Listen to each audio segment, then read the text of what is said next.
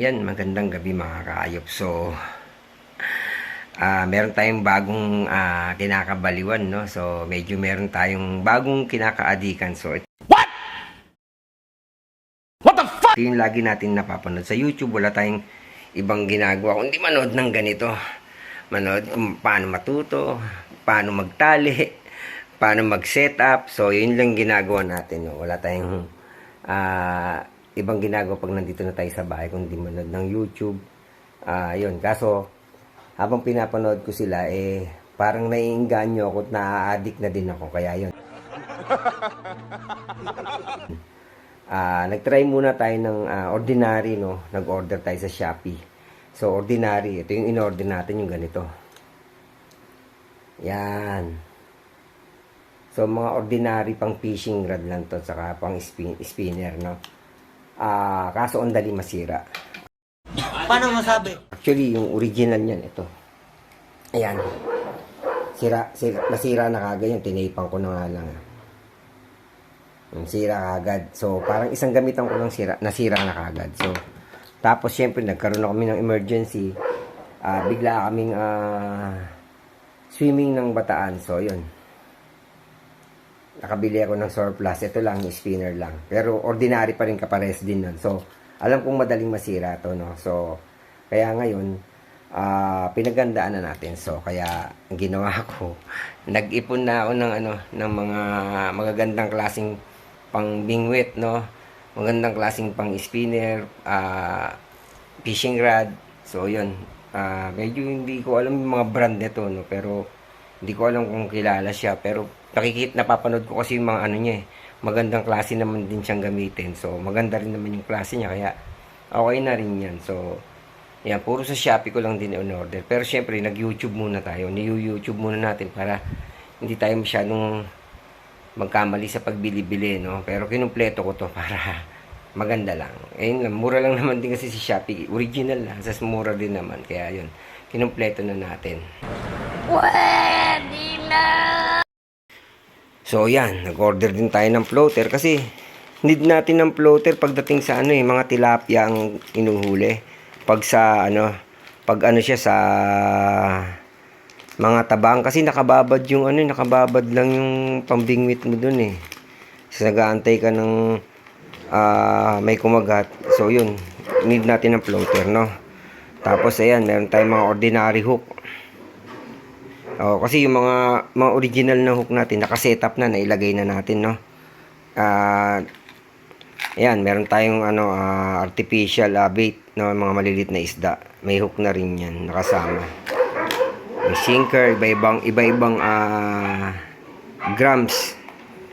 So, hindi po tayo nagtuturo hindi ko alam kung tama yung mga pinagbibili ko, pero sa YouTube ko lang ito natutunan. So, marami na akong sinubscribe na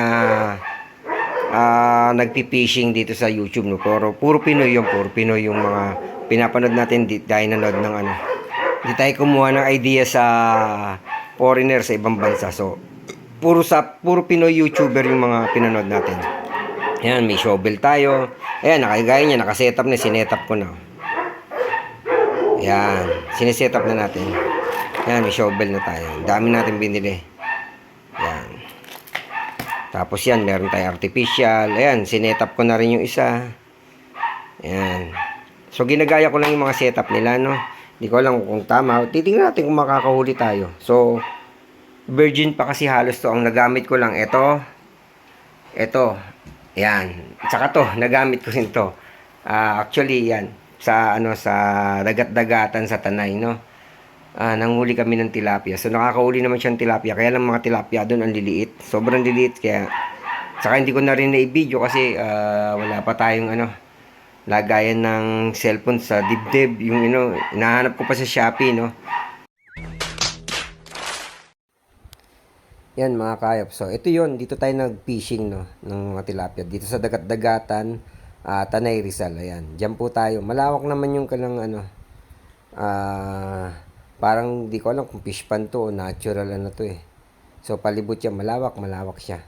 So, yan. Kaya lang lilit nang nahuhuli natin. Puro malilit na tilapia. So, dito natin nagamit yung dalawa. Yung dalawang pang fishing natin, no. Yan. Yan tayo nag-fishing.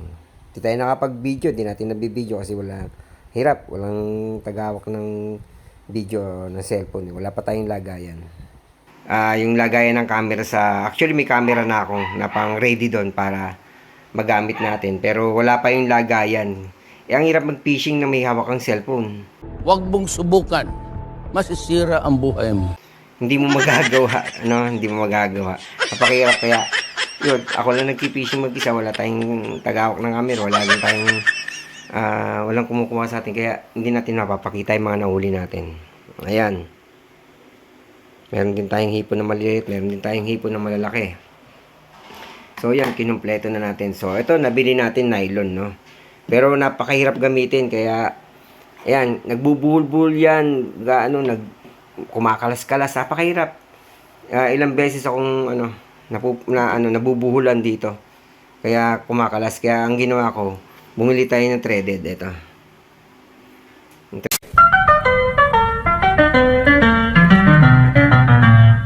Motherfucker. Threaded line. Ayan, kinumpleto na rin natin yan. No? Ayan. Kinumpleto na natin yun. No? Braided line. Mga bobo! Sorry. So, pasensya na, hindi tayo nagtuturo, hindi tayo professional dito, no? So, baguhan lang tayo. So, ito, nakalimutan ko rin yung tawag. Stopper. Alam na rin natin kung paano gamitin to, no? Stopper yan. So, braided line pala to, braided line. Parang sinulid siya, eh. Pero napakatibay, napakatigas.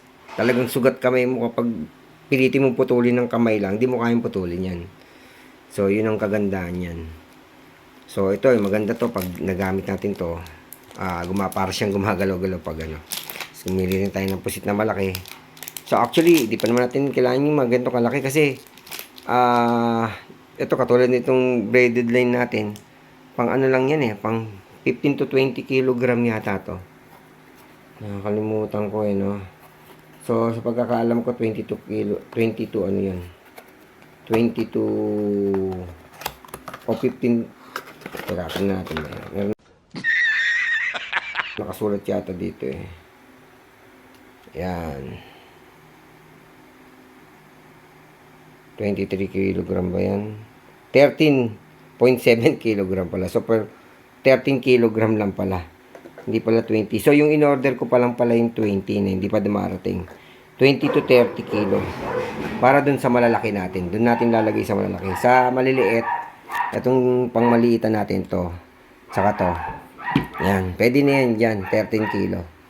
Yan. Dinagyan ko na sila pang 13 kilo yung maliit. Itong dalawa, yun yung inaantay natin na pang 30 kilo yung braided line na binili natin. Ayan. Mas malalaki yan eh. Yan. Na siya. Mas mahaba. Ayan o. Mahaba na yan. So, yan. Yan yung bago nating kinakaadikan ngayon, no? So, ito, hindi pa Bola lang yan. rin naman natin tinapon kasi nakahuli din ng tilapia eh. Mga ayos naman. Kaya lang talagang easy ka lang talaga dapat sa pagpihit niyan, pag-spin nito kasi talagang napakadaling masira. So, syempre, kapag ito, napunta tayo ulit sa dagat, pamimigay na natin ito dun sa mga mangingisda kasi nakita ko yung mga pambingwit nila dun eh. Ano lang eh. Pero ang galing, nakakahuli. Kawayan lang saka kaprasong nylon na. Ilang metro lang yun. Ganun lang. Pero ang dami niya nahuhuli. Kaya lang, nakakalungkot kasi kahit maliliit, kinukuha na nila. Hindi na nila binabalik. Sobrang liliit eh.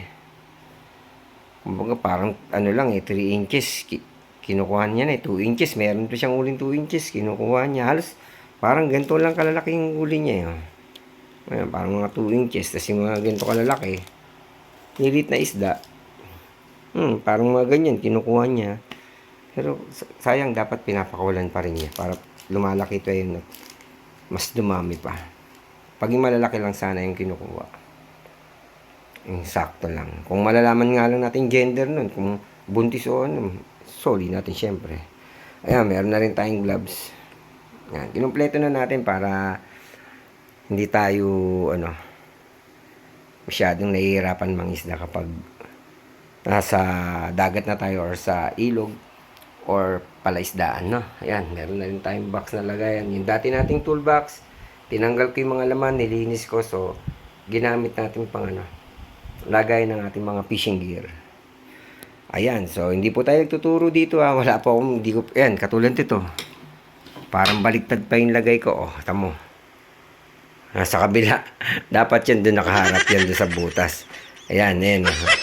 Sinetap ko na ng shovel yan, so dapat doon siya nakaharap. So baliktad yung kabila kaya. Oh no, yun, baliktad nga din. Nandito rin yung Seriously, what the fuck are you doing? kanyang labasan ng tali, no. So pasensya na, di ko alam naman yung mga tawag dito So hindi naman tayo professional dito, hindi rin tayo nagtuturo. Hindi rin tayo magtuturo mag-fishing, no. Medyo nakaka-addict lang sila mag-vlog. Kaya nainggit tayo, yan, bumili rin tayo para meron din tayong pang fishing. Kasi madalas nga kami mag-out of town, kaya ayan, kinumpleto ko lang.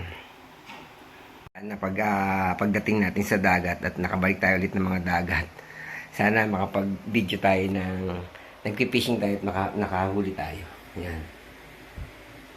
Sayang kasi nagbataan kami. Ito lang ang dala ko, ordinary. So, ang hirap manghuli. Hindi tapos wala akong bait. Wala pa akong ang gamit ko lang din is dinagay hook. Hook ang gamit ko, tapos ano ba 'yun? Parang bulate, mga artificial na bulate yung ginamit ko, pero hindi makahuli. Hindi siya talaga makahuli sa dagat. Tapos nagpagudpud kami. Yan, nagbigan kami. So, ito pa rin dala ko. Wala pa rin. Hindi makahuli. Kaya, nanood ako sa mga nagbablogin niya. Napanood ko yung mga ginagamit nila ito. Yan. So, sabi ko, sige, ipon ako ng gamit para pag balik natin sa mga dagat. Kaya nagpaparamdam na tayo kay Mrs. na kay Esme ng mga out of town ulit para magamit ko itong mga natin, fishing gear. Actually, di kasi kada dating ng Shopee ko, tinatago ko.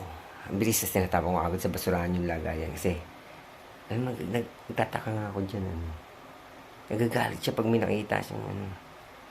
Bibili ako na si Shopee, yun naman yung kinakabaliwan ko. Ito lang yung bisyo natin, wala tayong ibang bisyo. Sabi ka, tanong ko siya, ano bang gusto mong bisyo? Kung mag-inom, mag-disco, mag-party, pumunta kung saan, di ba? Dito na lang ako. Yan. Iwas tayo sa tukso. Iwas tayo sa masamang bisyo. Di ba? Good boy na tayo wala na tayo sa ganung bagay. Dito na tayo. Yan. Yan lang naman pinagkakabalan natin. Kundi sasakyan, motor. Ito lang. Wala tayong ibang bisyo. Yan. Kaya yan. Tingnan natin ulit. Sana meron tayong panibagong journey na pupuntahan na lugar. Pero ang tinatarget ko talaga Batangas, sa Lobo, Batangas. So nakita ko kasi yung place doon maganda.